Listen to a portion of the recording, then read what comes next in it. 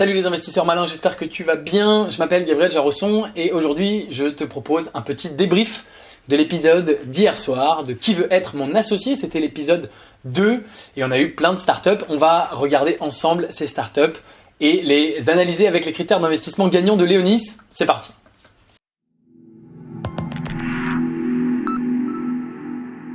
Avant de commencer, bien sûr, si tu veux retrouver mes critères d'investissement que je vais utiliser maintenant dans la vidéo, eh bien tu peux les télécharger, le lien est juste en dessous dans la description de la vidéo. C'est un texte de quelques pages où je t'explique ces critères plus en détail et ça te permettra de mieux comprendre ce dont je parle.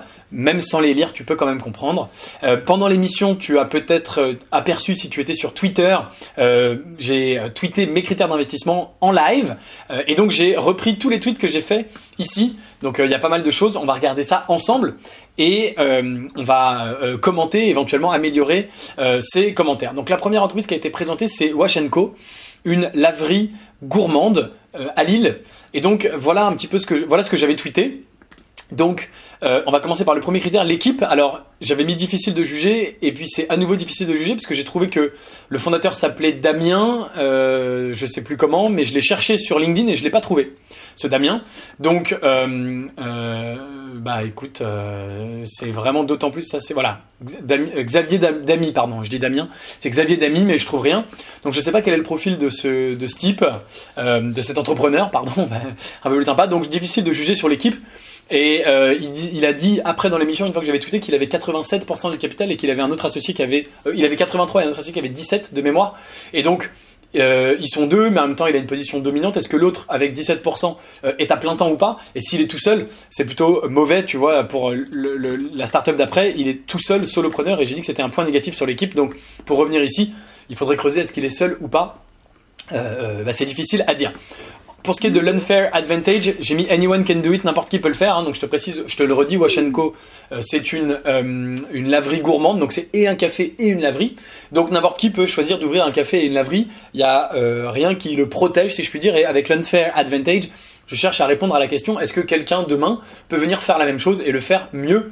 Et potentiellement, la réponse est oui, hein, n'importe qui quasiment peut ouvrir un café, mettre dedans des machines à laver et c'est possible. Le marché, lui, effectivement, il est important. Hein. Il y a un gros marché de gens qui veulent laver leurs habits. C'est pour ça qu'il y a des laveries dans toutes les villes du monde. Et puis, il y a aussi un gros marché de gens qui veulent tout simplement se poser, boire un café. Donc, pas de problème. Scalabilité, effet d'échelle. Donc, si tu me connais, tu es pas surpris. Si tu me découvres, eh bien, chez Léonis Investissement. Donc, Léonis Investissement, c'est un club où on investit dans les startups de France et de la Silicon Valley. Et on investit que dans les produits digitaux. Et donc, il y a une vraie scalabilité, des vrais effets d'échelle. Pense à Uber, pense à Facebook, quand ils ont 10 fois plus de clients, eh ben ils n'ont pas besoin ça leur coûte rien, ça leur coûte pas plus, ils n'ont pas besoin d'un deuxième site Facebook ou d'une deuxième appli Uber. Eh bien, ici, bien sûr, pour gagner 2 fois plus d'argent, il faut ouvrir une deuxième laverie, et donc il y a 2 fois plus de coûts, il faut payer un deuxième loyer, des deuxièmes salariés. Donc il n'y a pas de scalabilité et d'effet d'échelle ici. La monétisation, c'est très simple. D'ailleurs, après, dans certains cas, je l'ai supprimé parce que voilà, ils savent comment monétiser, ils gagnent de l'argent, ils te font payer ta machine à laver, ils te font payer ton café. La marge est bonne, supérieure à 50%, et je crois qu'il a dit même après qu'il avait une marge de 70 ou 90% sur... voilà, j'ai pas corrigé, mais c'est largement supérieur à 50%. Et donc c'est bon, une marge supérieure à 50%, c'est validé, inférieure à 50%, c'est pas validé. Et une valorisation à 600 000 €. Et j'avais mis probablement trop cher pour le CA, mais je crois que j'avais corrigé après parce que il me semble qu'il avait... j'ai d'abord envoyé... Ça, c'était dans mes notes, et quand j'ai envoyé le tweet, on va regarder ensemble. Il me semble qu'il avait dit, voilà, valorisation pour 170 000 € de CA. J'avais, tu vois, dans mes notes, j'ai pas corrigé. J'avais mis que probablement c'était... ce serait trop élevé, et finalement pour 170 000 € de CA, j'avais dit qu'une valorisation de 600K c'était pas trop mal, et je pensais qu'il ferait moins de CA que ça, mais il a quand même fait 170 000 € de CA avec 90% de marge, donc 91% de marge. Voilà, tout est dans mon tweet en fait. donc c'est pas trop mal, la valo ça va. Et la traction par contre, pas une demande forte. Il est à Lille, je pense pas que son café soit plein à craquer, et donc il n'a pas une traction forcément extrêmement forte. Voilà pour Wash & Co. Et comme d'habitude, n'hésite pas à me donner tes remarques et commentaires en commentaire de cette vidéo YouTube juste en dessous. Ensuite, la tête dans les nuages, c'est donc un entrepreneur qui fait des poufs à partir de... Non, pardon, qui fait des poufs à partir de montgolfière. des espèces de gros poufs qui ressemblent bien sûr à la marque Fatboy. Alors tu vois que quand on tape la tête dans les nuages, et il y a beaucoup de gens qui l'ont fait remarquer hier sur Twitter, c'est aussi des salles de jeux d'arcade un peu partout dans Paris. Lui c'est pas ça, et son site je crois que c'est la tête dans les nuages, LTDLN. Voilà, c'est ça. Des beanbags, ça s'appelle, à impact. Alors, il y a bien sûr le côté impact fort entre d'une part le recyclage et d'autre part la réinsertion, ce qui est très bien et très positif, et je le souligne systématiquement dans mes vidéos. Et pour autant, moi j'analyse ça comme un business classique, puisque si toi et moi on investissait dedans, alors on ne nous a pas proposé, c'est les investisseurs à la télé, mais si on investissait dedans, la question c'est déjà est-ce qu'on peut gagner de l'argent ? Alors l'équipe, l'entrepreneur est seul, il a l'air plutôt doué, il était très timide à la télé mais ça c'est pas grave, mais il a l'air plutôt bon, mais il est seul, c'est évidemment pas une bonne chose. L'unfair advantage, donc pareil, n'importe qui peut le faire et n'importe qui peut effectivement choisir de récupérer des montgolfières, il y en a plein, c'est gratuit, et d'en faire des sacs, c'est pas très compliqué. Le marché est assez petit, on n'est pas sur un marché mondial, alors tu vas me dire, tout le monde dans son salon pourrait avoir un beanbag, oui, mais bon, ça coûte quand même 150 €, ou même là 180, ouais, voilà, ça commence à 125 pour les plus petits, donc c'est quand même assez cher, et c'est pas à la portée de n'importe qui, c'est quand même un marché assez petit.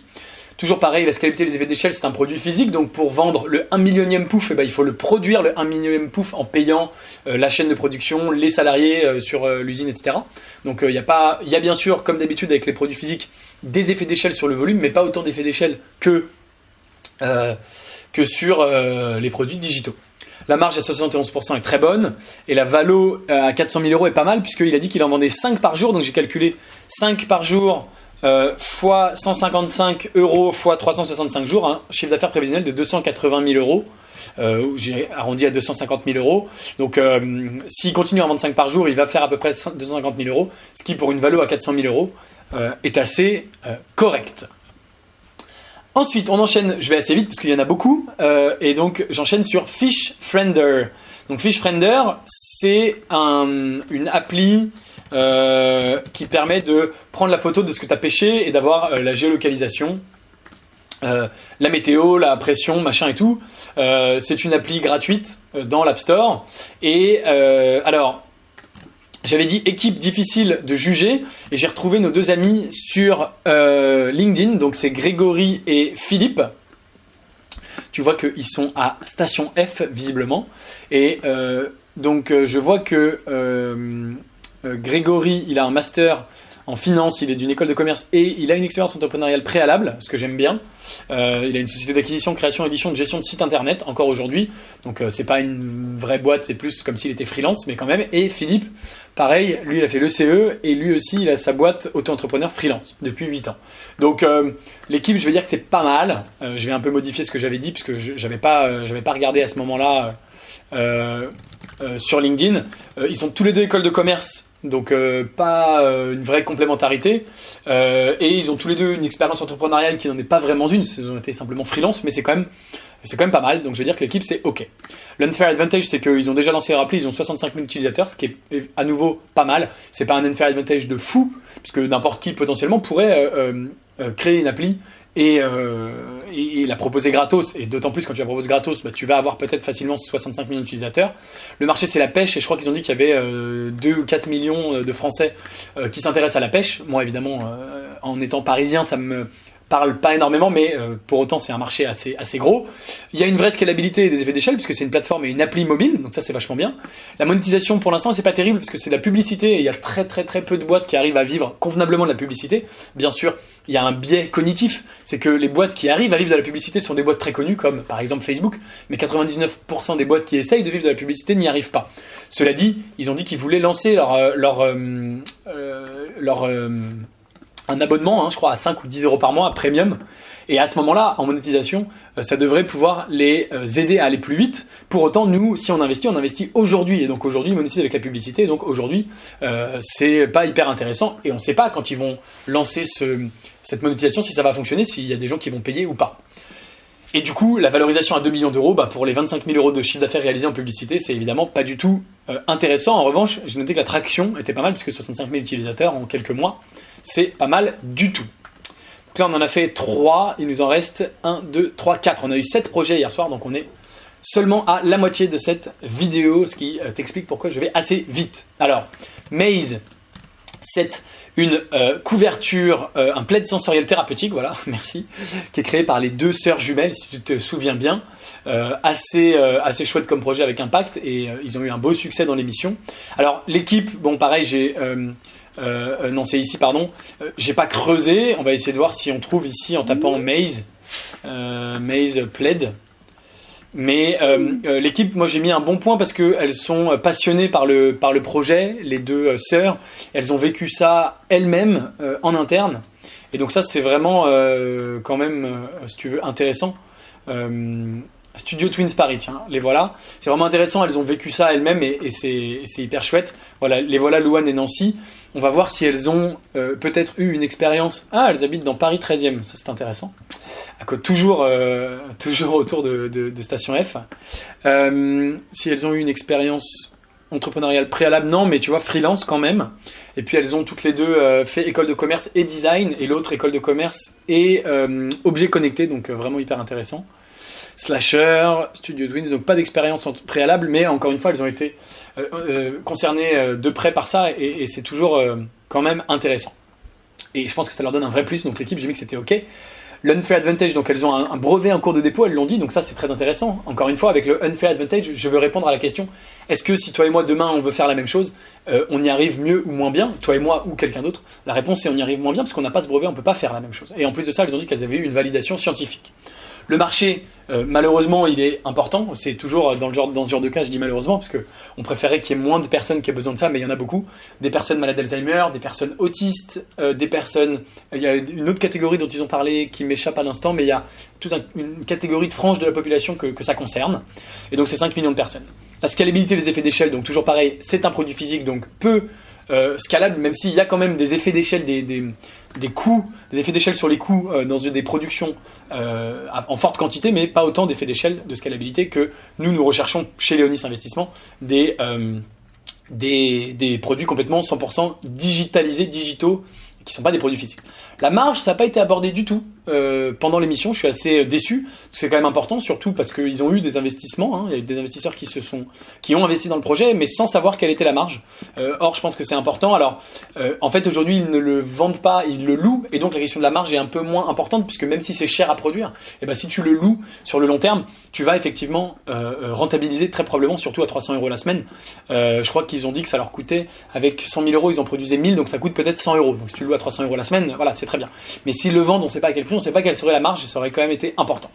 Et puis la valo à 1,5 million, donc elles n'en ont pas vendu beaucoup, donc on pourrait se dire que c'est un peu élevé, mais comme la techno est brevetée et qu'ils ont beaucoup d'appétence de la part ils ont eu beaucoup de demandes entrantes, des EHPAD, des hôpitaux, etc., et que la techno est brevetée, c'est-à-dire qu'ils sont les seuls à pouvoir le faire, on pense qu'ils vont pouvoir en vendre pas mal, et qu'ils vont être les seuls à pouvoir en vendre, et donc la valo d'1,25, j'ai trouvé que c'était OK.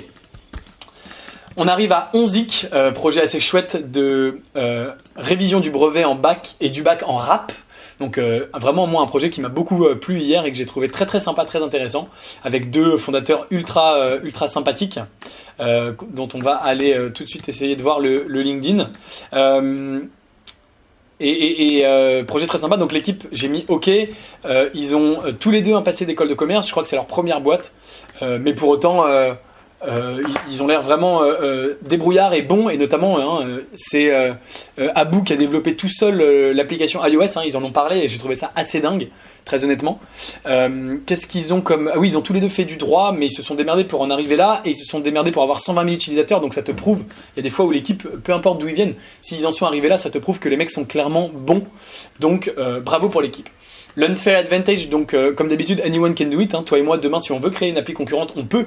Alors il faut avoir, ça m'a été fait remarquer sur Twitter, il faut avoir un certain talent pour être capable de faire des chansons de rap, que ça rime, etc. Mais et c'est un talent qu'ils ont. Et donc quand je dis anyone can do it, en fait, c'est pas n'importe qui. Il faut avoir un certain talent quand même. Mais voilà, c'est pas une appli avec beaucoup de défensibilité, si je puis dire, et il y a vraiment quelqu'un d'autre qui pourrait le faire en disant nous on fait pas le rap, mais on fait je sais pas quoi, le hip-hop, ou nous on le fait pas en français mais en anglais, et ils sont pas forcément les seuls chez Onzik à forcément pouvoir le faire. Ça c'est le petit point peut-être négatif, si je puis dire, de ce pitch. Bon, le marché est énorme, et puis tous les ans il se renouvelle, tous les ans il y a des nouveaux étudiants qui passent le bac, en France et d'ailleurs partout dans le monde, donc ça j'y reviens pas. C'est complètement scalable parce que c'est une appli mobile, Ils monétisent par un abonnement, donc c'est top. Encore une fois, je crois pas qu'ils aient lancé l'abonnement aujourd'hui, ça n'a pas été abordé, donc c'est ça qui est un petit peu léger dans l'émission, mais bon, encore une fois, ils rentrent pas toujours dans les détails. La marge, c'est 100%, une fois que le contenu est produit, une fois que les chansons de rap sont créées, bien sûr, il faut dépenser pour les créer, mais après, la marge sur l'abonnement, c'est 100%, c'est directement tout dans leur poche. Et donc, comme ils ont déjà 120 000 utilisateurs, il y a une très forte traction, 120 000 utilisateurs, c'est vraiment pas rien, en partant de zéro, tout seul dans leur coin, en ayant tout développé, etc. Et donc, j'ai trouvé que la valorisation d'1 million d'euros était tout à fait correcte. Et donc, vraiment une belle, voilà, un beau produit que j'ai trouvé très très intéressant. Nous avons ensuite Morphée, qui est donc le petit boîtier de méditation pour aider à s'endormir. Je crois que c'est ça, je reconnais le logo. Donc l'équipe avait l'air intéressante, c'était difficile, pareil, parce que j'ai pas été voir. Donc c'est Guillaume et Charles, voilà, c'est eux. On va voir ce que ça donne. Ouais, c'est ça.